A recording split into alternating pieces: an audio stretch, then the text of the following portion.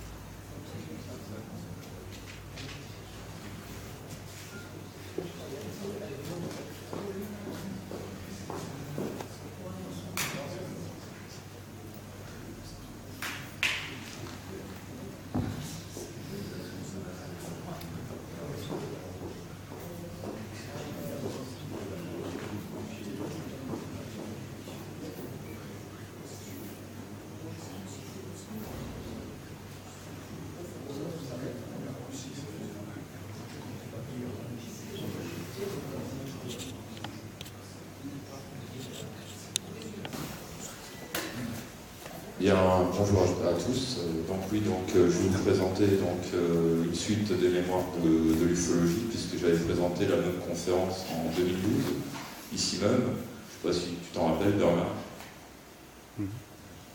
Donc, je me présente. Donc, je suis Gilles Thomas, je suis le créateur et directeur d'ODH TV, qui est une web TV sur Internet traitant des ovnis dans l'histoire, d'où aussi le thème de la conférence d'aujourd'hui. Ce sera peut-être moins distrayant que les observations du ciel présentées par Christophe, puisque là vous allez essentiellement entendre des anciens ufologues, puisqu'en fait le but des mémoires est de garder trace des ufologues actuels pour les générations futures. Parce que moi personnellement j'aurais voulu parler avec Tim et Michel, ou voir Jimmy Gueux même, et à part regarder les émissions Les Portes du Futur ou autres, c'est ce qui reste de ces messieurs. Et puis les livres aussi. Donc j'interview, on va dire, toute personne qui s'intéresse de près ou de loin à l'ufologie, les veilleurs, les scientifiques, les ufologues de n'importe quelle tendance. Je m'en fous de savoir pour quelle théorie ils sont. Moi, ce qui m'intéresse, c'est donc garder trace de ce qu'ils font et de ce qu'ils ont fait. Donc, par le passé ou même actuellement.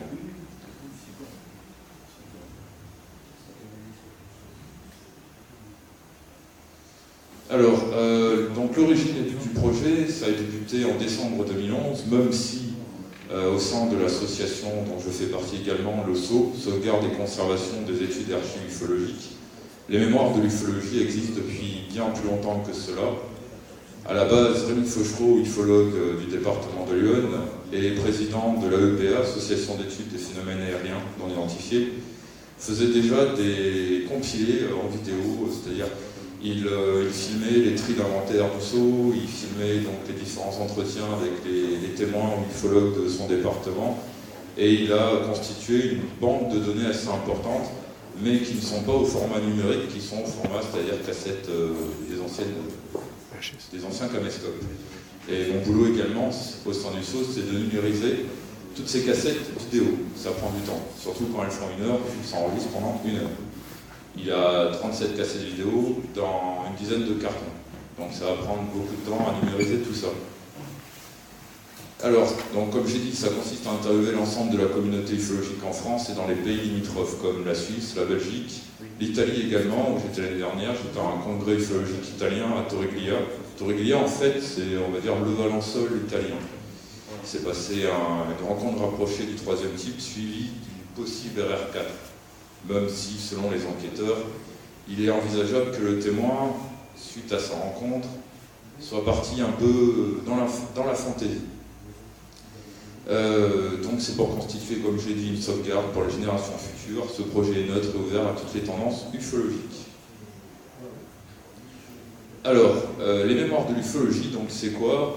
Il y a plusieurs choses. Il y a déjà donc, les ufologues et chercheurs, car il y a une différence entre enquêteurs et chercheurs. Les enquêteurs, ce sont ceux qui vont voir le témoin, qui recueillent le témoignage, qui font une enquête, et après qui le classent en inexpliqué ou expliqué. Ensuite, les chercheurs, c'est ceux qui prennent les cas dits inexpliqués et qui font des recherches sur le terrain, qui comparent une observation avec une base militaire, avec une nucléaire ou toute autre chose qu'il y a dans la géologie. D'ailleurs, beaucoup disent que je suis ufologue, mais j'aime pas qu'on m'appelle comme ça. Je préfère qu'on dise que je suis un chercheur, puisque généralement, j'aime pas trop faire des enquêtes. Ensuite, il y a les scientifiques, les associations ufologiques, l'histoire des rencontres, des repas, des congrès, conférences, comme aujourd'hui. Donc les journées, le congrès ufologique de Pérol, ça a changé de nom, avant c'était les journées UFO. Mais également, par exemple, aussi le 50e anniversaire de l'affaire de Valençol et le jubilé qu'il y a eu aussi cette année. D'ailleurs, l'année prochaine, il y aura le 52e et apparemment, il y aura de nombreux conférenciers. Mais ça, c'est encore en cours de construction. Et ensuite, l'histoire des cas OVNI ou OANI. Donc OVNI, donc objet volant non identifié, OANI, objet aquatique non identifié. Il y a aussi les OSTNI, les objets souterrains non identifiés, mais ça, il y a peu de personnes en ufologie qui s'y intéressent. Et il y a aussi donc l'histoire des méprises, parce que les méprises ont évolué au fil du temps. Donc là, je vais vous diffuser donc un court extrait des mémoires de l'ufologie, c'est-à-dire ufologues, scientifiques, associations, rencontres, etc. Donc c'est parti, j'espère que le son va fonctionner. Ça ne va pas fonctionner, je l'ai coupé pendant qu'on faisait les manips, il faut le remettre. C'est bon. Il a failli démarrer.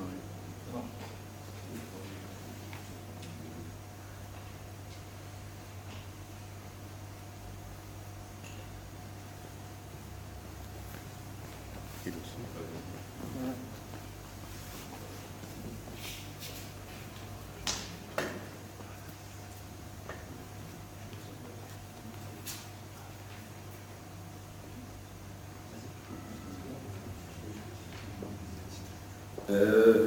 Ça a commencé, en ce qui me concerne, par une enquête.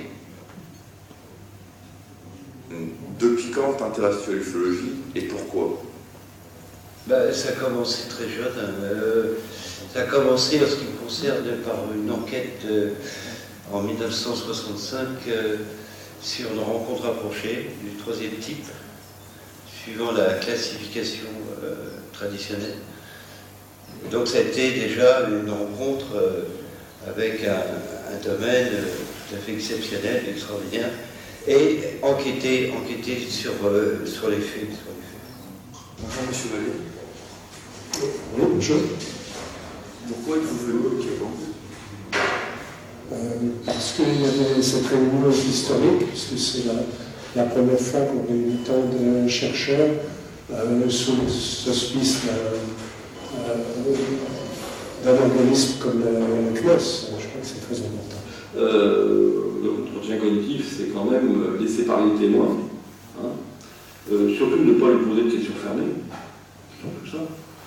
Et cognitif, c'est ça, c'est en fait essayer de laisser au maximum parler le témoin, sans le couper par des myriades de questions qui vont le déstabiliser, l'envoyer vers dans des chemins auxquels il n'avait jamais mis les clés et qui vont effectivement influencer son témoignage.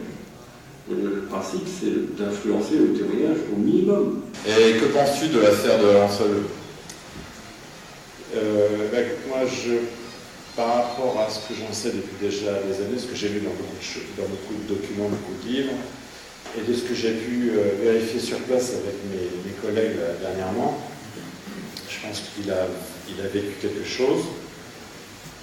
Par contre, pour moi, je ne peux pas mettre de nom à ce qu'il a vécu pour le moment, parce que la problématique, c'est tout à fait, il y a beaucoup de choses qui ont été écrites dessus, mais il y a beaucoup de choses différentes. Il n'y a pas finalement de livre ou de documents de recherche qui réunirait tout ce qui a pu être trouvé sur l'affaire de Valençol. Donc pour le moment, moi je dirais que j'ai vérifié certaines choses, et puis je continue, je suis fidèle à mon principe de neutralité, c'est-à-dire qu'il y a eu un événement, mais après dire, on n'a pas assez de choses pour trancher, c'est telle chose ou c'est pas telle chose. Il y a un éventail de facteurs, de faisceaux, d'éléments. Ce qui est frustrant, c'est que je suis sûr qu'il y a eu plein de choses qui ont été faites à l'époque et qui n'ont pas été rassemblées et pas rediffusées. Voilà. Mais il y a quelque chose d'intriguant qui s'est passé. Voilà. Vers les années 90, nous sommes retournés à Valençol, et il nous a raconté la même histoire, que ça l'avait bouleversé quand il avait été pris sur place par le rayon lumineux. Et il n'a pas décrit d'un mot, et c'était vraiment pas une histoire inventée. Alors effectivement, c'est très étrange parce que bon, il y a eu effectivement le 1er juillet, mais il y a eu aussi un même cas le même soir, à 22h30, où là il y avait une soucoupe volante, 2 assiettes renversées avec 2 humanoïdes, et il y a effectivement d'autres cas. Il y a eu 66, mais il y a eu un autre très grand cas que moi j'ai pas eu l'occasion d'étudier, mais que Jimmy Lieu avait étudié à l'époque, et c'était juin 89, donc c'était sur le plateau d'Allemagne, parce que j'ai eu la confirmation ce soir, c'était bien le plateau d'Allemagne. Et voilà, là c'est encore un cas qui est quand même assez étrange, donc je suppose quand même que le plateau de Valençol est surveillé, enfin surveillé et visité, on va dire, et visité. Alors pourquoi on avait une petite explication comme ça d'agriculteurs qui étaient sur place, que c'est un plateau qui est quand même assez vaste, qu'il y a les montagnes, qu'il y a la lavande, et que quand on est d'en haut, en supposant qu'on est visité par des extraterrestres, que c'est un plateau qui attire, voilà. Donc il est possible que ce lieu soit visité souvent. Alors il y a plein de gens apparemment qui en voient mais qui se taisent, hein. Mais voilà, je pense que ce plateau a été visité, sera encore visité, peut-être prochainement encore. Et pour revenir au cas post à ce 1er juillet, donc je suppose que c'est des cas identiques et que malheureusement c'est des cas qu'on ne pourra peut-être pas étudier parce que les gens sont peut-être décédés maintenant, mais c'est très intriguant. Oui, c'est bien. C'est bien, l'archivage, c'est toujours bien parce qu'on peut toujours, grâce aux anciens témoignages, que ce soit pour le paranormal ou pour l'ufologie, c'est pareil, ça sert toujours, de faire une comparaison entre les cas anciens et les cas nouveaux qui peuvent se produire, histoire d'avoir une base de données, et ça permet de faire des comparatifs et de voir s'il y a des constantes, et ça nous permet de créer une sorte de profil finalement. Voilà, j'espère que ça vous a pas endormi avant l'heure du repas. Oui, donc là vous avez vu, on va dire, quelques vidéos, parce que bon, il y a quand même énormément de vidéos sur les TV, hein, que ce soit sur le compte YouTube, les 2 comptes YouTube, ou sur Dailymotion. Comme je dis souvent, d'ailleurs, je te l'avais dit au repas ufologique de Carpentras en début septembre, Antonietta, que si je devais diffuser toutes les vidéos, il faudrait peut-être un mois d'affilée. Donc Vous avez vu donc qu'il y avait marqué reporter. Ce qu'il faut savoir au DFTV, c'est qu'il y a l'équipe noyau, c'est-à-dire ceux qui sont là depuis le début. Il y a aussi l'équipe de reporters, dont ici il y en a deux, Bernard et Antonietta. Et en fait, les reporters ont pour mission, au sein de DFTV, de recueillir les événements, les rencontres, et aussi de faire les mémoires de l'ufologie de leur département ou région. D'ailleurs, en 2017, bon, ils sont les deux premiers au courant, je pense, puisqu'il y aura une réunion prochainement. Il faudra que, par exemple, toi, Bernard, tu aies interviewé Bruno Bousquet, pour les mémoires de l'ufologie, ou Antonietta, que tu aies interviewé les ufologues du Vaucluse ou de la Provence. Et comme ça, ça permettra d'avoir plus de vidéos en ligne, parce que, hélas, comme la téléportation n'existe pas encore, je ne peux pas me déplacer partout. Donc, il y a eu un meurtre, donc maintenant on va passer au sujet. Alors au centre des mémoires d'ufologie, il y a plusieurs axes. Il y a l'histoire de l'ufologie, l'histoire des veillées, car c'est important de savoir qui ont, les gens qui ont commencé à faire des veillées déjà au 19e siècle. Il y avait des scientifiques qui faisaient des veillées pour observer les météores, puisque les météores à l'époque n'existaient pas pour la science. Il était impossible que des cailloux tombent sur Terre. Il ne faut pas oublier ça. À l'époque, c'était des ovnis, les météores. Il y a eu des cercles de veillées, de lumière dans la nuit aussi, et maintenant les opérations sur éclate. Donc, il faut faire aussi l'histoire des veillées. L'histoire des méprises, pourquoi? Parce que ce qu'il faut savoir, c'est que la technologie évolue. Dans les années 2000, on vous disait que la plus grande méprise, c'était les lanternes. Maintenant, c'est plutôt les ballons à LED, comme il y a eu dernièrement, ou les drones. Et les drones, il faut savoir qu'il y a beaucoup de petits malins qui s'amusent à faire du tuning sur les drones. Donc, ils mettent énormément de lueur dessus pour induire en erreur les veilleurs. D'ailleurs, petite anecdote comme ça, avant de continuer, j'ai eu vent d'une affaire qui s'est passée en Belgique, où il y avait un gars qui se proposait à faire des balais de drones au cours d'une veillée, et il se demandait à se faire payer pour faire croire qu'il y a des triangles volants dans le ciel. Voilà, donc c'est hélas, ils veulent s'amuser, c'est le souci. Ensuite, il y a le bilan OVNI en France par année, qui réunit donc pratiquement les ufologues de terrain qui sont aussi dans le DFTV, qui disent aussi beaucoup d'observations d'OVNI au courant de l'année. Bon, je peux vous dire que ça va un peu ça descend d'année en année. Il y a moins d'observations d'OVNI, même si je pense qu'il doit en avoir toujours, mais les gens, on dirait qu'en ce moment, ils ne veulent plus trop témoigner. Et puis, on va dire qu'il y a aussi le facteur Internet qui est là. Mais ça, c'est d'autres sujets.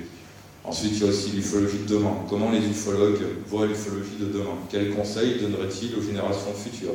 Ça, c'est intéressant d'entendre les anciens, surtout, dire ne pas aller dans certaines directions, ou ne pas... Il y a un truc qui revient souvent, c'est arrêter les guerres internes en ufologie. Ça, hélas, il y en a toujours. Et ensuite, Culture OVNI, donc là, c'est d'interviewer les auteurs de livres comme Éric Zurcher et Fabrice Bonvin, ainsi que Jean-Jacques Jaillard prochainement, par rapport au livre OVNI et Conscience, ou d'autres personnes qui ont écrit des ouvrages au sujet des OVNI. Donc je vais vous diffuser à présent une deuxième vidéo, histoire de vous endormir encore plus. Voilà. Donc là, ça traitera donc des sujets que je vous ai dit à l'instant. Donc certaines vidéos qui n'ont pas encore été diffusées sur le net, donc avant-première pour vous aujourd'hui. Ça fait un petit moment que je cherchais à savoir quand était apparu en France le terme OVNI. Et apparemment, ce serait dès le milieu des années 50. Déjà en 1954, on trouve des articles qui parlent d'objets non identifiés, d'objets non identifiés, ou engins non identifiés. Dans la presse suisse, je crois que dès les milieu des années 50 aussi, on parle du vocable qui est utilisé aux États-Unis, donc UFO, et il est traduit en français, mais pas spécialement utilisé. Il est traduit, on dit voilà, traduction de UFO. Mais il va continuer à rester dans l'ombre, si on veut, et c'est toujours le terme volant qui apparaîtra dans la presse jusqu'à la fin des années 60. J'ai répondu, j'ai laissé un post sur le site du Monde, le journal Le Monde, il y a 2 ans, je crois, où justement il y avait une réflexion sur le sujet. On aurait dit que l'on trouvait déjà dans quelques articles de la loi de 54 qui avait un terme approchant, qui n'était pas celui de MOC, un mystérieux objet céleste, qui sera utilisé par Aimé Michel et par, entre autres, pendant un certain temps, les gens de Ouanos, ni ESPI, engins spatiaux de provenance indéterminée ou inconnue. Il y a un litige là-dessus. Il y en a qui disent que c'est inconnu, d'autres indéterminé, d'autres inconnus. Bon. Ça, c'était utilisé par les gens de Ouanos également, mais époque, non pas époque CIE Ouanos, mais époque UGPI ou UGEF, c'est-à-dire après l'Union Générale des Espiologues. Il s'avère que depuis, en scannant les revues Ouanos, dès 1956, le terme OVNI apparaît clairement dans la revue Ouanos. Alors qu'en fait, eux, ils parlent de NOC, enfin non, j'ai dit une bêtise. C'est pas eux qui parlent de NOC, c'est EDN, principalement qui parlent de NOC. Mystérieux d'objets célestes avec Aimé Michel. Et comme Aimé Michel a travaillé un peu avec tout le monde, autant le GEPA continue à parler de soucoupe volante et ensuite va parler d'OVNI. LDN lui parle de NOC et Ouanos, à un moment donné, va parler de TESPI. Mais ça, c'est dans les années 60. Tandis que dès 1956, si je ne m'abuse, dans un numéro d'Ouanos, on commence à parler d'OVNI. Donc d'objets volants non identifiés, traduction du terme anglais et de Flying Object. Il faut. Et il est utilisé dans la rue. À plusieurs reprises, il y a des articles qui font référence. Donc maintenant, on va passer au PAN. Hein, on a pensé à un moment donné que le GEPAN allait choisir PANI, mais PANI, ça fait un peu Panini, ça fait un peu bizarre. Donc PAN, ça fait encore plus bizarre, mais bon. Donc c'est le nom identifié qui est avec un trait d'union, donc qui est utilisé comme un seul mot entier, quoi. Et ça date du début du GEPAN, dans les années 70. Mais je ne sais pas, ensuite 77 c'était ça, mais je dirais que 78-79, le terme de PAN est apparu. Alors il y a du mal à se démocratiser. Il commence à se démocratiser, mais je pense que ça va faire un peu comme OVNI. Alors que des revues comme Ouanos parlaient déjà d'OVNI, les journaux continuent à parler de soucoupe volante. Et ça va durer jusqu'à la fin des années 60. On ne parle vraiment d'OVNI, je dirais, que dans ce que j'appelle personnellement, mais d'autres disent un peu la même chose, de ce que j'appelle la longue vague, celle qui commence en décembre 73 à Turin, et qui va se terminer donc avec le canular depuis 77. Voilà, donc là, dans les années 70, le terme OVNI va se généraliser complètement. On va encore parler de soucoupe volante, encore aujourd'hui ça arrive, que le terme est repris, mais on parle vraiment beaucoup d'OVNI à partir de là, donc les années 80, 90, début des années 2000. Le terme OVNI est partout dans la presse quand on parle des phénomènes qui nous intéressent. La probabilité de voir un OVNI est, disons, réduite si on fait peu de veillées. Plus on fera de veillées, plus on a de chances de voir quelque chose. Après, les veillées organisées, un peu plus ambitieuses, il peut y avoir plusieurs dizaines de participants, pour moi ça reste quelque chose de fondamental. Pour une raison simple, la veillée nous apprend avant de nous promettre de voir des ovnis, ce qui n'arrive pratiquement jamais, et la vraie promesse qui est au fond de la veillée, c'est celle d'avoir un spectacle extraordinaire, gratuit, en plus sous nos yeux. Et c'est une expérience qui va amener les personnes qui n'ont pas nécessairement de connaissances à en avoir plus. Parce que lors de ces veillées, on côtoie des gens qui sont plus savants que nous. Oui, la veillée qui m'a marqué, ça devait être en 2010, je crois, à l'aérodrome d'Auxerre-Branche. On a vu un phénomène lumineux en forme de point blanc se déplacer sur l'horizon à basse altitude. Et donc, on a pensé que ça pouvait être un avion éclairé par la pleine lune, puisqu'il y avait la pleine lune, mais on ne voyait pas, même à la jumelle, de feu anti-collision ou de signalement rouge, vert, de flash blanc, justement, qui est le feu anti-collision de queue qu'on trouve, ou de phare avant l'atterrissage. Et donc c'est ça qui nous a paru bizarre. Et ça se déplaçait lentement, sans bruit. Ça allait en direction du sud, direction d'Avalon. Alors donc, par la suite, j'ai contacté un radariste qui avait exercé en milieu militaire et qui maintenant exerce en milieu civil. Je lui ai donné toutes les coordonnées possibles, le jour, l'heure, le lieu, et il m'a trouvé qu'il y avait un avion dans l'espace supérieur qui allait en direction d'Avalon. Mais nous, on l'a vu à l'espace inférieur, à hauteur des arbres. Alors donc, et c'était, d'après lui, un avion de ligne, alors que nous, ça ne devait pas être un avion de ligne, ça devait, si ça avait été un avion, ça aurait été un petit avion de tourisme. Donc, on ne sait pas. Il y aura toujours un doute. À mon esprit, il y aura toujours un doute. Parce qu'il y a des choses qui sont possibles, et il y en a d'autres qui sont impossibles. Donc voilà encore de courts extraits. Donc là, c'était surtout axé sur l'histoire de la chronique du terme OVNI, parce que c'est important de savoir quelle en est l'origine. Et d'ailleurs, je pense que même Thibaut Canuti, qui au fond pourrait parler aussi de cela, puisqu'il a quand même écrit pas mal de livres sur l'histoire de l'ufologie, donc il sera tout à l'heure. Et l'histoire, et un peu sur l'éveillé, parce que ce qu'il faut savoir, c'est que quand vous êtes passionné du phénomène OVNI, un jour ou l'autre, vous êtes amené à faire des veillées. C'est obligatoire, on va dire. C'est le cheminement. Bon, si ça avait été le thème aujourd'hui, j'aurais pu vous parler d'une veillée que j'ai réalisée en Bretagne, dans la rade de Brest, le 7 octobre dernier, où on était 4 veilleurs, et à côté d'un grand menhir qui s'appelle le menhir de Carloès, qui fait 9,50 m de haut. Et il s'est passé des choses, mais bon, c'est pas le sujet, donc on verra ça à une autre ruelle. Donc, objectif des mémoires de l'ufologie, donc comme j'ai dit, préserver la connaissance et le savoir des ufologues pour les générations futures, sauvegarder les fichiers vidéo audio sur des bases de données numériques et physiques via les différentes médiathèques ou bibliothèques du Sceau, donc à Marseille ou à Metz, des supports papier, puisque là, depuis un bon moment, une partie de l'équipe de DFTV est en train de retranscrire en fichier texte tous les interviews des ufologues, et ça demande du temps. D'ailleurs, ils le disent, c'est beaucoup plus facile de faire une vidéo ou un audio que de faire de l'écrit. Ensuite, des supports numériques, DVD, VOD, clés USB, et des extraits disponibles sur YouTube et Dailymotion sur le site www.dftv.fr.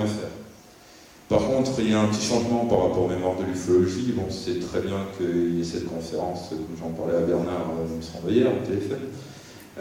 C'est que maintenant, les mémoires de l'ufologie, il y aura toujours des extraits sur Internet, mais pour consulter l'intégralité des interviews, des mémoires, il faudra faire une demande au Sceau, et un code vous sera donné, un code à durée,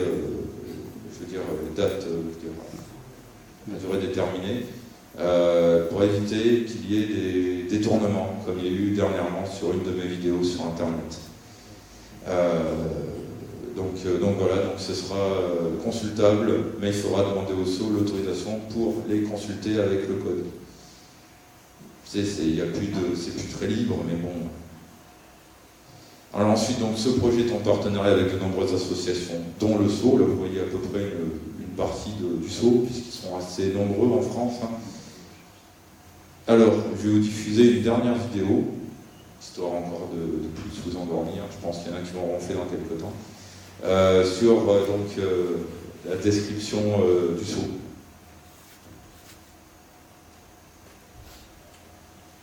Le Sceau, d'abord, il faut mener une activité de sensibilisation, faire comprendre aux gens l'importance de conserver les archives d'ufologie, quelle que soit d'ailleurs l'hypothèse qui finalement l'emportera. Dans tous les cas, ce serait utile que, quand il dit un cas au premier degré ou au second degré, de toute façon, une étude à faire.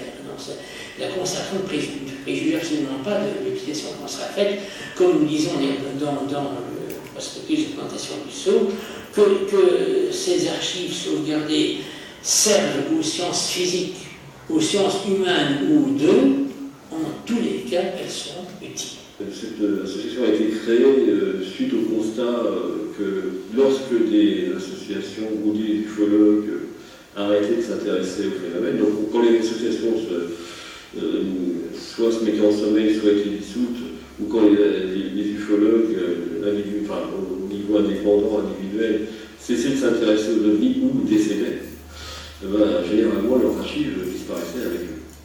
Une des missions les plus importantes qu'on puisse avoir à l'heure actuelle concernant les archives ovnis, c'est de les conserver, de les préserver, pour qu'elles soient disponibles pour les chercheurs qui nous succèdent. C'est une association que je considère d'intérêt général.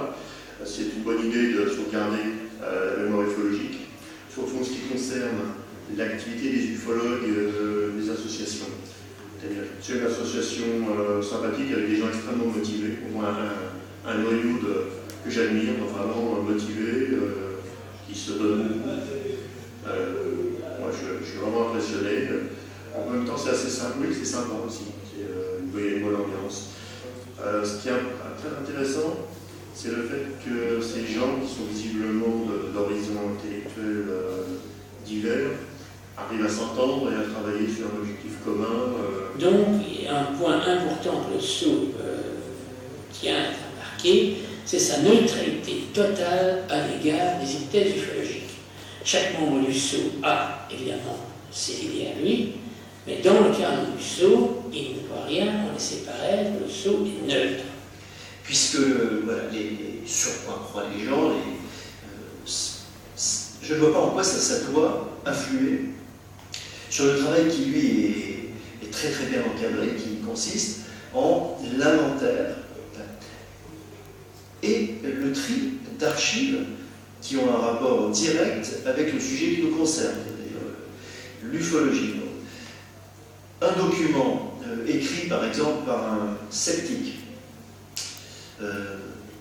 un autre article écrit par un tenant de l'hypothèse extraterrestre, ce sont deux documents qui ont exactement la même valeur ufologique en tant que document à sauvegarder, en tant qu'archive, puisque l'ufologie française, l'ufologie en général, est une activité qui passe bien au-dessus de ce qu'on croit les gens. Donc là-dessus, je suis très clair. Pour moi, c'est indispensable que les gens qui ne pensent pas de la même façon se retrouvent au sein de l'association pour confronter simplement leur force de travail et leur désir de voir les choses avancer. Mais ça n'a pas à être influencé par des prises de position personnelles. Voilà. Parce que notre but est de remplir les archives de tous les ufologues, quelle que soit leur tendance.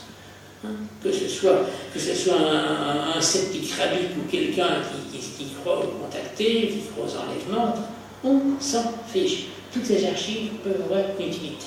Bon, on est là, personne n'a la science infuse et la réalité du phénomène infuse, donc chacun peut émettre son hypothèse et a priori toutes les hypothèses sont bonnes. Maintenant, oui, tous les courants sont bons malgré tout. Il ne faut pas dénier tous les autres courants d'idées. Et donc, je pense que l'ouverture du Sceau est une très très très bonne approche à ce niveau-là. Mais ils ont tous en commun la même passion, c'est-à-dire trier des archives. Et c'est ce qu'ils font, ils le font bien. Ça, il n'y a pas de problème. Et j'ai vu, ça marche très bien. Donc on peut avoir des états d'esprit différents et se réunir tous ensemble pour un but commun, c'est-à-dire trier des archives. L'idée a germé que, peu à peu, vu que la première génération d'ufologues commençait à nous quitter, des archives risquaient de disparaître. Il faut que les héritiers aient la volonté de donner au Sceau. On a d'ailleurs eu des problèmes. D'abord, les héritiers, pour qui ce que vous dites, une folie de leur père ou grand-père, il y a même des héritiers qui s'étaient diaboliques. Il y a eu un cas d'héritier qui a brûlé les archives ufologiques de leurs parents qui sont laissés. C'était connecté diabolique. Donc, on peut avoir des problèmes avec les héritiers. Mieux vaut que les gens donnent leur vivant. Pour ça, il faut leur expliquer. C'est pas toujours évident. Alors, pourquoi tu adhères au Sceau? Depuis 1959, j'ai une bibliothèque assez conséquente sur le phénomène OVNI, et puis même sur la recherche de la vie extraterrestre intelligente, si on pourrait rester sur le thème des bactéries ou des choses comme ça, des amibes, là je trouve pas que ça a beaucoup d'intérêt. Donc la recherche de vie intelligente, donc j'ai une conséquence de bibliothèque assez importante. Donc j'ai jugé que mon âge avançant. Après, ça pourrait partir dans la nature, à gauche à droite. Enfin, la nature, ce que j'appelle, c'est plutôt la poubelle. Donc pour éviter ça, et ayant connaissance de l'existence du zoo, j'ai pensé qu'il était préférable de me tourner vers eux, cet organisme-là, qui est très intéressant et très important justement pour pouvoir avoir une forme de mémoire de l'ufologie à travers toutes les personnes qui ont effectivement des bibliothèques chez eux. Voilà le but de mon intérêt pour le son. Puis, une fois qu'on a convaincu les gens, il faut faire signer le contrat. Alors, le contrat est très souple. Il sait au moment où on convient, en tout ou en partie, une partie maintenant, une partie plus tard. Genre, les gens n'ont pas le temps d'inventorier eux-mêmes, sont les cerveaux peut-être mieux, parce qu'ils ne sont peut-être pas experts en archivistique, il y a des méthodes bien précises pour inventorier de façon conforme aux usages de la profession. J'ai dit, bon, j'ai quelques archives, des coupures de presse, des livres, etc. Si à la fin de mon existence ça vous intéressait, ben, je vous les donnerai, parce que comme je n'avais pas de descendance, mon frère ça ne m'intéressait pas, au niveau de ma famille ça ne m'intéressait pas, je l'aurais donné au saut. À cette époque-là, j'avais quoi, un ou deux étagères d'archives, à peu près, ça portait là-dessus.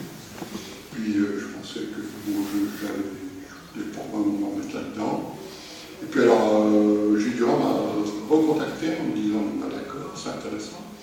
Mais ce qui serait bien, c'est que vous repreniez un travail de Jean-Yves Le Floch, qui était ufologue dans l'Aïeul. Il faudrait le rechercher, savoir ce qu'il est devenu, et puis reprendre un peu son travail qu'il faisait justement sur l'ufologie dans l'Aïeul. Puis ça a été multiplié à l'étrier. Et puis l'ufologie dans l'Aïeul, c'est devenu ce que c'est devenu aujourd'hui, c'est-à-dire 2 tonnes et demi d'archives de bouquins, des classeurs qui montent jusqu'au plafond, enfin il y a des archives partout dans la maison. Donc, une fois les archives recueillies, il faut les inventorier, et ça c'est un sacré boulot, parce que certaines personnes nous les donnent dans un cas de désordre total, n'est-ce pas? Ça fait qu'on a un carton d'archives. Excusez-moi, ça a bugué. Donc, voilà, je vous ai donc diffusé on va dire une petite vidéo concernant le saut. Bon, elle est disponible sur Internet en version plus longue. Mais je tenais à revenir sur quelque chose. Certains dans la salle doivent se dire, mais le thème, c'est les ovnis dans l'histoire. Pourquoi nous parle-t-il des mémoires de l'ufologie, autant dire les ufologues dans l'histoire? Là, il ne faut pas oublier que sans les ufologues, il n'y aurait peut-être pas eu autant de témoignages par région. Parce que quand quelqu'un observe quelque chose de curieux dans le ciel, s'il n'y a pas d'ufologue dans son secteur, où il va dire son témoignage sur Internet pour que ça soit dispersé dans des milliards de groupes et qu'on ne trouve pas trace de son observation. C'est pour ça que dans certains départements, comme je reprends souvent l'exemple sur l'Ariège, il y a à peu près une dizaine d'observations depuis 1951, alors que dans d'autres régions comme les Alpes-Maritimes, le Var, il y a, quand vous regardez les bases de données, il y a des centaines et des centaines de témoignages. Des ovnis, des observations d'objets insolites, il y en a partout. Mais s'il y a, comme je l'ai dit, il n'y a pas d'ufologue, il n'y aura pas donc, de recueil de témoignages et d'enquête. Donc on ne saura pas comment est le phénomène ovni dans vos départements. Ici on a OVNI Languedoc, avant on avait Balmos, le groupe Véronica. Donc il y a une grande histoire ufologique héroltaise ou languedocienne. Donc voilà, c'était ça le but de ma conférence aussi, c'était de vous parler un peu de ces ufologues, de ceux qui enquêtent, de ceux qui essayent d'expliquer ou qui trouvent des cas inexpliqués. Et c'est ça, Antonietta. Comme je dis, donc les mémoires, j'interviewe toute personne ayant produit un travail de courte ou de longue durée. Et donc, comme je vous l'ai dit tout à l'heure, il n'y a pas d'ufologie sélective. Je prends en compte tout le monde. Que ce soit les hypothèses extraterrestres, hypothèses extradimensionnelles, les mondes parallèles, les du futur, d'un passé qui était beaucoup plus florissant que celui actuel, ou alors les sceptiques, les rationalistes, je prends tout le monde, on va dire, en vidéo bien sûr. Donc voilà, c'était une conférence assez courte, j'espère vous avoir pas trop ennuyé.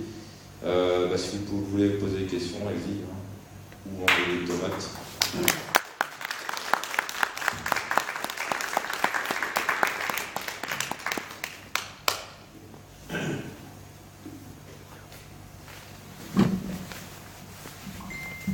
Est-ce que tu pourrais évoquer brièvement la méthode de classification et d'archivage du SO?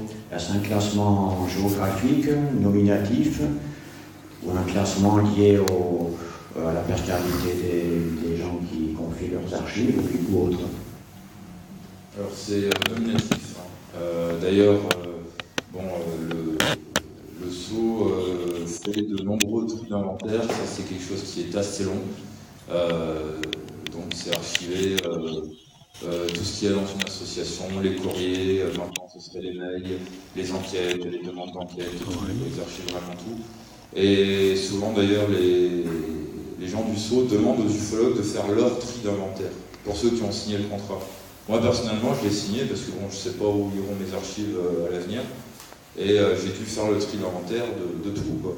De tout ce qui concerne les DFTV et les enquêtes. Donc c'est nominatif, c'est pas en rapport avec leur courant de pensée ou autre. D'ailleurs, Jacques Stornol, le président du SO, le disait tout à l'heure dans la vidéo, comme le SO est neutre, il n'y a pas des classements extraterrestres, sceptiques ou autres. Je ne sais pas si je réponds à la question. Oui, tout à fait. Est-ce que le classement reste matériel ou est-il numérisé? Ou est-ce envisageable qu'il soit numérisé? Il est numérisé puisque j'ai eu vent que le SO avait numérisé énormément de magazines que leur avait prêté le GEPAN. Donc ils ont numérisé au cours de nombreux tris d'inventaire. Bon, c'est sûr qu'il y a toujours une trace papier parce que le numérique, il peut avoir un bon petit vidéo comme ce qui s'est passé cette nuit sur Internet où il y a eu une grosse attaque de piratage sur Internet. D'ailleurs, Twitter n'était plus disponible cette nuit et beaucoup de sites aussi. Donc il faut garder une trace papier et avoir le numérique, avoir les deux, on ne sait jamais.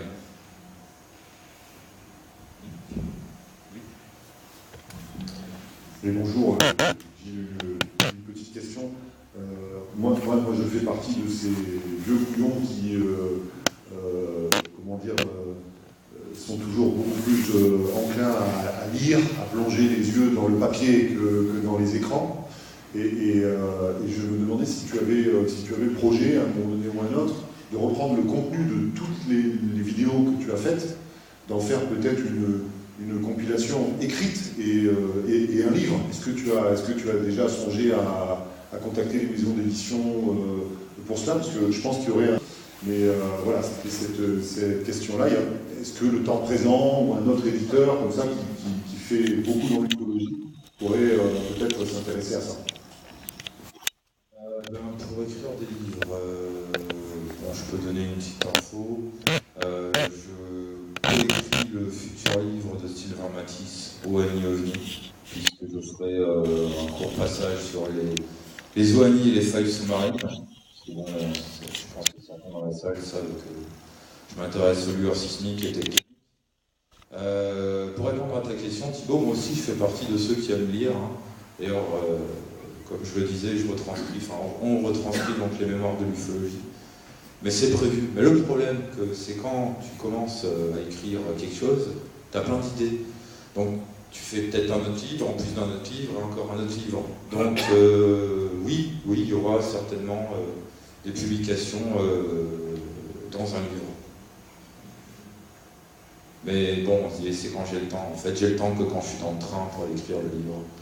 Donc, j'ai pas beaucoup de temps.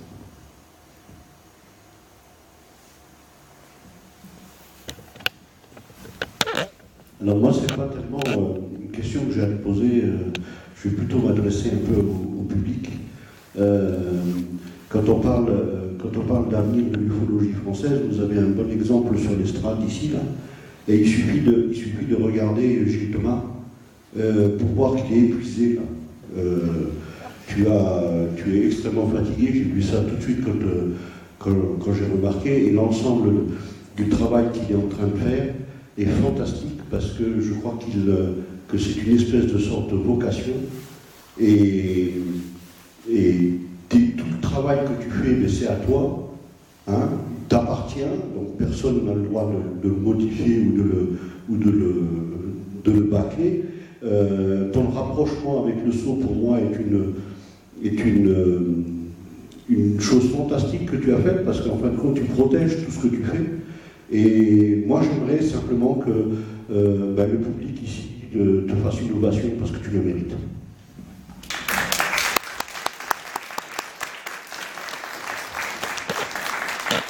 Et si tu doutes de l'avenir de l'ufologie française, demain matin, tu te regardes dans une glace et tu vas voir qu'elle est là, devant toi. Si je me réveille demain, je suis fatigué.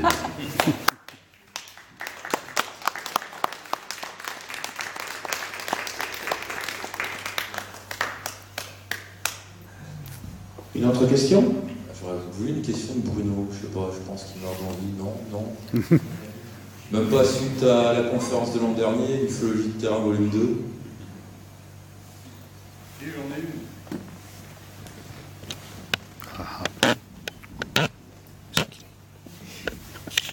J'ai une question, Gilles, si vous me permettez, qui est quand même essentielle, et ça porte un peu l'initiative de Christian. Tout ce que tu fais bénévolement. Mais au cours d'une année, ça représente quel budget, tout ce que tu fais? Parce que c'est la question sensible, c'est toujours, voilà, l'argent c'est le nerf de la guerre. On est bien placé pour le savoir avec tout ce qu'on fait, mais il faut aussi que les gens qui participent à nos côtés à ce qu'on fait, à nos actions, quel que soit le domaine dans lequel on le fait, toi d'autant plus, tu fais tout ce que tu le fais de toi-même. Mais sur une année, ça représente combien de kilomètres? Ça représente combien d'heures tournées? Et ça représente quel budget? Non, c'est une bonne question, parce que c'est vrai que souvent les gens ne me posent pas ce genre de questions. Donc merci Christophe. Alors je vais juste donner un exemple. La semaine dernière, j'ai passé 3 semaines en Bretagne, en Normandie et Poitou-Charentes pour interviewer donc les ufologues bretons. Et comme vous avez vu au début de la première vidéo des mémoires, c'était Guillaume Chevalier du GEMPI, qui veut dire Groupe d'études normands des phénomènes inexpliqués, qui est un groupe qui a été créé en 1965, donc ça date. Et puis on va dire qu'il est seul dans son association parce qu'il n'y a pas eu beaucoup de monde qui ont voulu adhérer.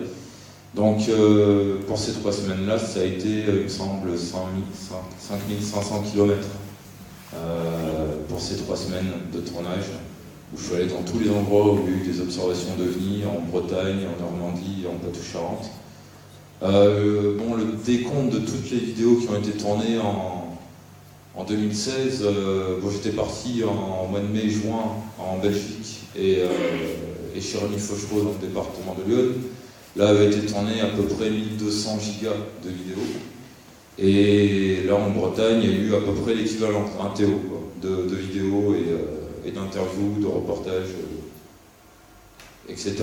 Après le budget, je sais pas, je ne calcule pas finalement par an, mais il me semble que c'est au-dessus de 2500 € à peu près. Voilà, donc ça coûte cher au DFT. Ouais, ce qu'il faut encore rajouter dans cette histoire-là, c'est que l'information, telle que le fait Gilles, l'information, effectivement, il va la chercher, ça lui coûte une certaine somme d'argent. De toute façon, ça ne nous regarde pas. C'est son hobby, c'est son truc.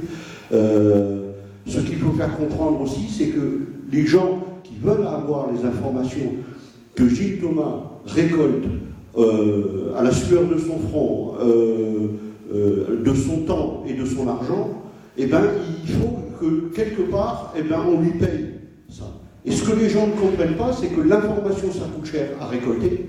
Donc, il faut que pour qu'on puisse avoir les mêmes informations et obtenir les informations que Gilles Thomas produit, il faut participer, il faut lui donner un coup de main. Et comment on fait pour lui donner un coup de main? C'est peut-être en faisant un don, pourquoi pas, ou en achetant en achetant, comme on achète un journal, comme on s'abonne à une télévision, eh bien, en achetant ces trucs-là. Et ceux qui disent que toute l'information sur les ovnis doivent être gratuits, eh bien, excusez-moi, ceux-là, ils restent derrière leur ordinateur en train de regarder leur écran.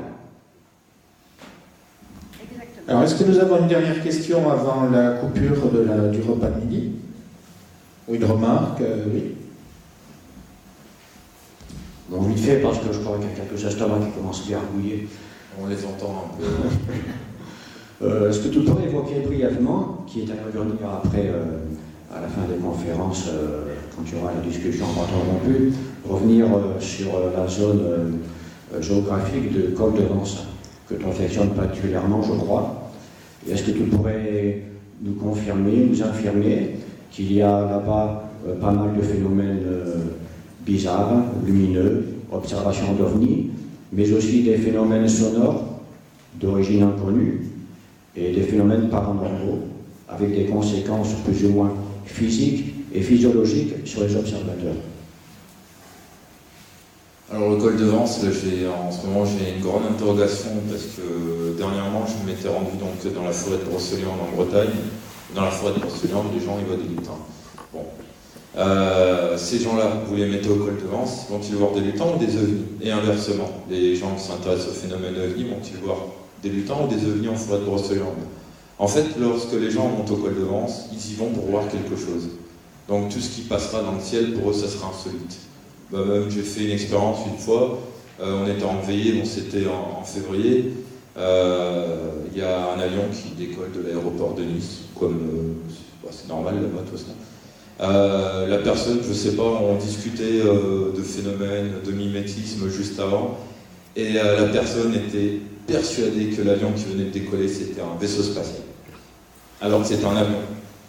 Donc le col de Vence, en fait, c'est simple.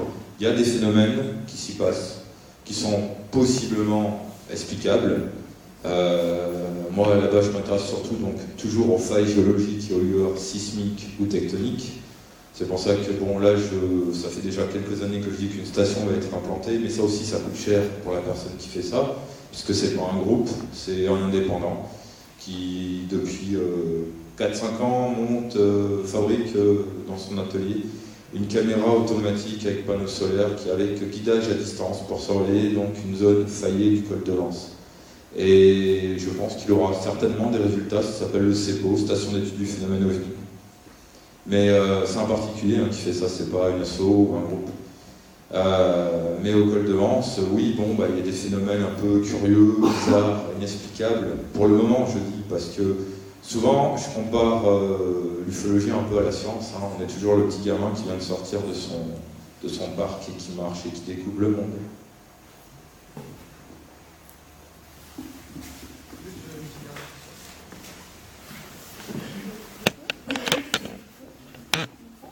Bon, alors on n'a pas précisé en début de journée, mais c'est évident que le café est en libre service. Vous avez une poubelle après pour les gobelets qui est juste derrière. Vous pouvez vous servir. S'il n'y en a plus, vous me faites coucou, on ira refaire le café.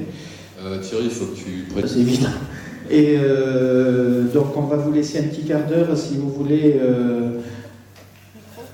Pour les. Pardon? Quelle question?